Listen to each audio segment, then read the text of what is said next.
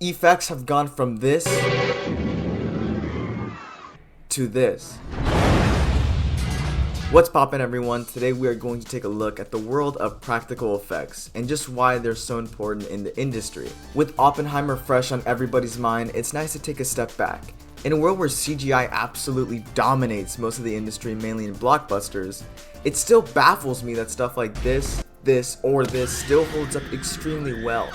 And that, well, none of these shots were computer generated. So today I thought we would take a look at the world of practical effects and just how far we have come. So let's get into it. Now, back then, a lot of different techniques were used to create these more realistic and interesting effects. A lot of in-house effects were used to craft these movies, and overall, it was just a lot more limiting. So filmmakers had to get really creative with what they could do. Whether it be great costume work or even perspective shots that made things look larger than they actually were, it's cool to see all the interesting ways these movies made use of their limited resources. In 1931's Frankenstein, to really capture the look of the monster, director James Whale and Jack Pierce got to work with their idea of the monster and how it was going to look. Through trial and error and many concept designs, they'd finally found their perfect fit. And with the build of actor Boris Karloff, they managed to create something that has gone down as one of, if not the most iconic monster design out there. Even for a movie that is decades old, the makeup still fully captures the feeling of the monster. This makeup would take them 3.5 hours to fully apply and was described by Karloff as extremely uncomfortable and even painful, especially around the eyes where they put this sort of putty thing around it to make them look more bulgy. Actor Boris Karloff said sometimes he didn't even think he'd make it through the day with all this makeup on. But the end result looked great, especially considering the time. And it has become one of the most recognizable creature designs out there. Jumping into 1954 with another monster, we have the king himself, Godzilla. Now, I love Godzilla, if that wasn't already apparent. But decades later, this movie is just as iconic as ever. The Godzilla that we see on screen is played by a guy in the suit by the name of Haruo Nakajima. Hopefully I didn't butcher that name, but I'm sorry if I did. To say this actor had a daunting task ahead of him is an understatement. He had to be under bright hot set lights as well as wearing a costume that was made with ready-mix concrete and weighed 220 pounds. And he could only wear it for minutes at a time before he would faint and have to take it off. Despite these hardships though, the end product ended up being one of the most iconic and most recognizable giant monster of all time. And he would continue being the one behind the Godzilla suit for 12 whole movies. He even went on to play other movie monsters like Mothra and King Kong. As for the shots where Godzilla is destroying the city, they use miniatures to really help sell the idea of Godzilla's massive size, and even were sometimes sprayed with gasoline so that when Godzilla uses atomic breath, they would burn easier and crumble. Speaking of miniatures, I guess we gotta address this guy, huh?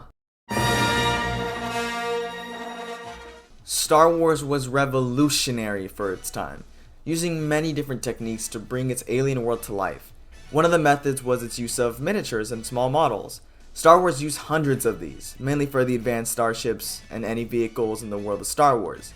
Vehicles like the Millennium Falcon, X-Wing, and of course the AT-ATs were all small models. For the AT-ATs on the Battle of Hoth, they used Go Motion to help really bring them to life, which is similar to stop motion but with the addition of motion blur, which allows it to look a lot more realistic. And if I'm not mistaken, the Tauntauns, also in that same movie, use a similar process. Now, of course, there has to be props to the amazing set designers and costume workers there, because some of these designs are just some of the best alien designs out there, period. They really made it feel like a whole other world. Another scaled down monster in the original trilogy was the Rancor himself, which was actually a rod puppet and operated by 5 whole people. We thought about rod puppets, but we wanted to try, George wanted to try, and we thought, okay, we'll give it a try. A guy in a suit, if we can make the suit interesting enough. If you can mat all those people out, you get a shape, a moving shape that is nothing that a person could ever do in a suit. So it would look a lot more unique and interesting. But it didn't quite make it. You know, when it was all said and done, it still looked like it didn't move right. It's got all the problems. This in and of itself wouldn't look as convincing, so it was shot at different speeds and had to cheat its way to look more believable. The product was a convincing shot that really brought Jabba's palace some life.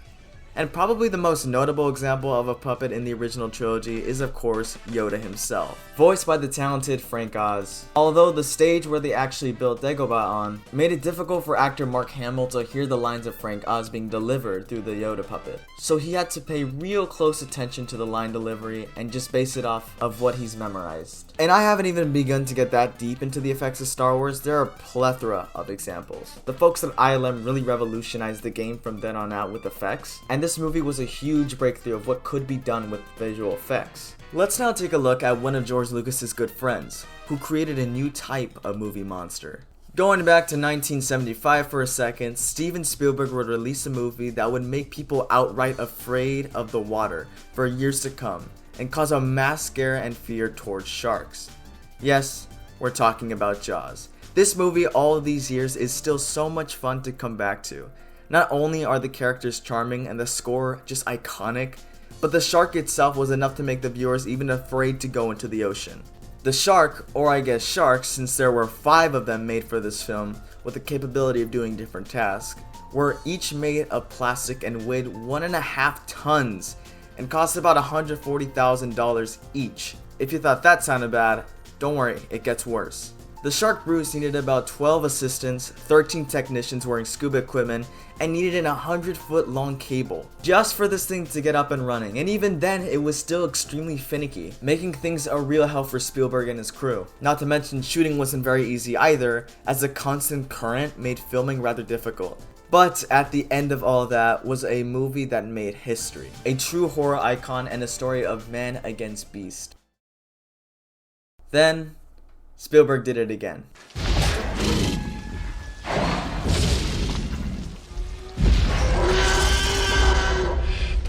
Being right all the time. Jurassic Park is one of my favorite movies ever. Bringing a horror element to dinosaurs was just straight up awesome, but making these beasts come to life probably made Spielberg and the team really hate their jobs at times. For most of the dinosaurs, there would be a CGI counterpart for shots that were basically impossible to do with what they had. In other words, it was just too damn expensive. If Spielberg could, he probably would have made everything in animatronic. But in a good amount of shots that were used with the dinosaurs, they implemented many clever ways to bring these creatures to life. For starters, there is the T-Rex, which we all know was one giant animatronic. Weighing over 12,000 pounds and covered in a latex skin, this thing was a monument. The man behind this daunting task was Stan Winston, who also did work on Aliens, which also had some real great creature designs and effects. And the T-Rex utilized a similar process as the Queen Xenomorph did back in Aliens. But despite accommodations made for the T-Rex's massive weight, there was still one big issue, which was the rain. And since the majority of the main T-Rex breakout scene was in the rain, the T-Rex would have a lot of problems. It would freeze and stutter and just shake, and it was just overall really frustrating. The team had perfectly anticipated the exact weight of the T-Rex, and any more would throw off the machine. And due to the rain, the balance and weight was disrupted. The team had to use towels and rags to wipe down and dry the giant animatronic in between takes. And with a lot of patience I'm talking about here, the end result looked a little something like this.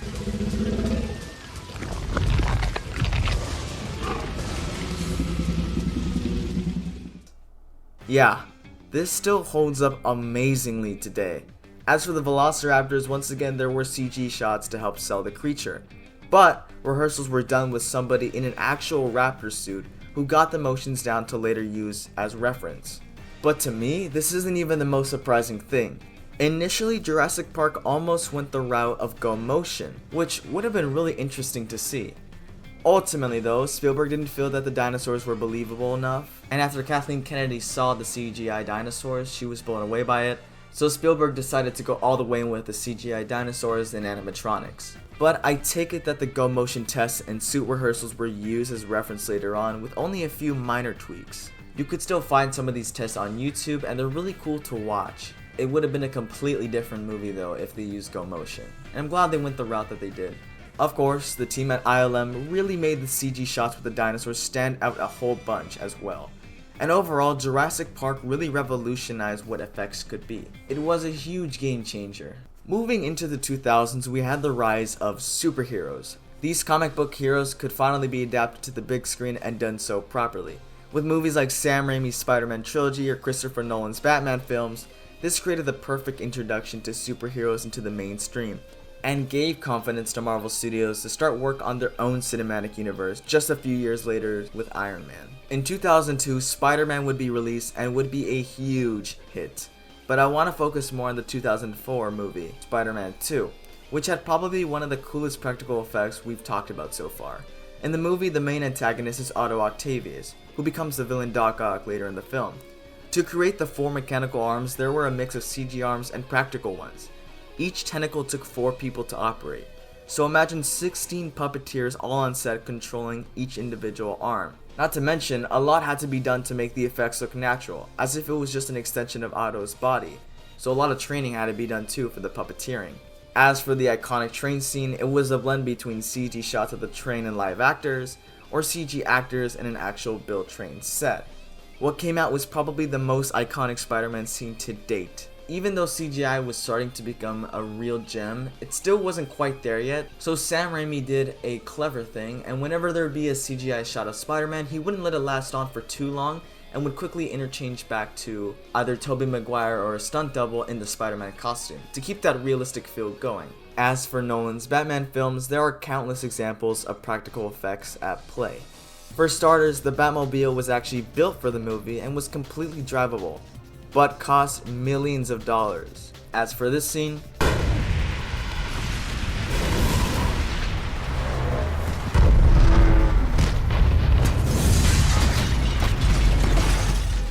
yep, all practical. They had to make sure that the explosives had a slight delay so that actor Heath Ledger could make it out safely. And with his incredible acting talent, many people believe that there was an actual mistake in the explosives and that it wouldn't detonate all the way initially. But no, that was intentional. There was supposed to be a slight delay in the explosion so that Heath Ledger can get away. The truck flipped over in The Dark Knight was also done practically. And it's shots like these that really sell the believability of this world. And it's why this movie is still regarded by many as one of, if not the best Batman film out there. Miniatures were also at play here, at least to get a grasp and idea of how the city Gotham would look. A small miniature set was built in Christopher Nolan's garage. Nolan's team would later show off just how much can be done practically with Interstellar. Nolan's team bought a whole plot of land to grow corn on it for shots of the farmhouse in the movie. Funny enough, they would end up making a profit off that corn after all that was said and done, which I just think is kind of humorous. They also created their own dust storms by simply shoveling dust into just fans. And for the shots like these in the vast and harsh ocean environment, simply shooting in Iceland was all that was needed to do the trick. But filming in the real world locations to depict an alien world is nothing new. Regardless though, it was a perfect piece that helped sell the audience on this planet. And finally, jumping all the way into 2023, we have the now hit what I consider the bombardment of CGI. Everyone and their mama wants to get a piece of the CGI pie. And in no way is CGI a bad thing. It can really help sell the fantastical and impossible elements of your movie, if done properly.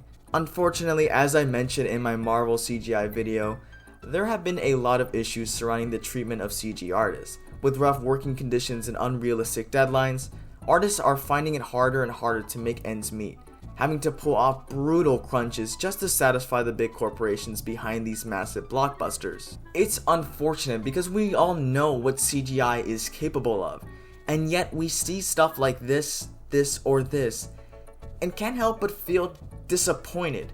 We know these studios could do better if they just let the artists have more time with their projects. But, as I was saying, there was a movie that came out that I really think inspired me to make this video. And no, I'm not talking about Oppenheimer, but we'll get to that very soon. Asteroid City, directed by Wes Anderson, who had also done movies like Fantastic Mr. Fox and Isle of Dogs, both movies that utilize stop motion, which I just absolutely adore. But Asteroid City utilized, you guessed it, miniatures, and a whole bunch of them, to get some really great looking shots to the point you don't even realize they are miniatures. They also utilize a bunch of different creative ways of designing the surrounding flat area with prop cacti and puppets of roadrunners that really help sell the environment of the movie. With clever composition, they allow these miniatures to look like their real life counterparts in terms of scale, a method we have seen done before with movies like Star Wars. This movie is overall super stylized, and I think it really allows it to stand apart. Okay, Now on to the current star of the show, Barbie. Now, I'm just kidding, although that movie had some really great set design. But we are focusing on Nolan's latest film, Oppenheimer. With his background of always finding a way to do things practically, it's no surprise it was a running joke that he would detonate an actual nuclear bomb. But did he actually? No, of course not. Instead, it was a blend of all types of explosive elements, like gasoline and propane since they were easy to come by, but also magnesium powder to get that recognizable mushroom cloud effect atomic bombs create when they explode. And I think they excelled at making this bomb not only believable, but also just outright terrifying. This brought the weight of the creation to life, and with an incredible cast of characters and some really crazy effects, they just outright pulled off one of the most iconic scenes in movie history. To see how far effects have gone in the industry is just insane, and we have only really covered practical effects. There is still so much more I want to talk about, but we'll save it for another time. And hey, if you like this video, consider subscribing, and check out some of my other videos if you enjoyed, and I'll catch you all later.